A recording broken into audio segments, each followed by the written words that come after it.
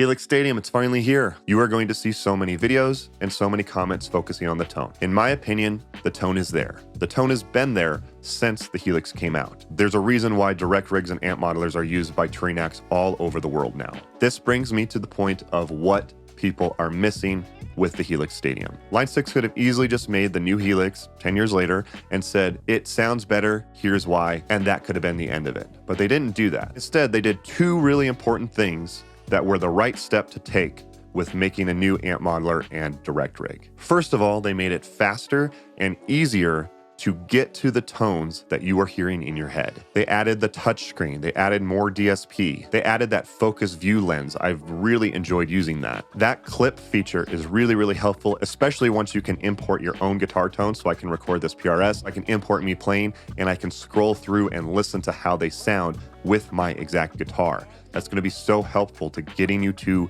what you're hearing in your head faster. They made it faster and easier to get to the tones that you're hearing in your head that you want to achieve. Because the other thing is tone is so subjective from everybody. What's in your head and what you're trying to achieve, it's what's important. Doesn't matter what anyone else thinks of your tone. And then second, the thing that they did that I think was the right decision for amp modelers like this is that showcase feature. It's not out yet. Again, it's coming. If you aren't familiar with what showcase is, it's a way to play backing tracks and click tracks from your Helix Stadium, and you can set it up so that you load different presets or snapshots or turn on and off effects at the right point in the song. So for example, you can play along to backing tracks and a click track, and when it goes to the chorus, it'll turn on your distortion. And then when it goes to the solo, it'll add a boost and up your delay a little bit. And then when it goes to the clean breakdown part, it goes to a clean patch with a little bit of reverb. And you can also output MIDI so that you can sync up with like lighting and video or other MIDI gear as well. It's pretty insane that that's going to be a part of the Helix Stadium. It almost turns it into a playback rig as well. This was the right move to make. A lot of bands are starting to use tracks and click and stuff like that to use it live, and being able to send MIDI messages to control your Helix Stadium without you actually having a pedal dance is huge. But basically turning the Helix Stadium into a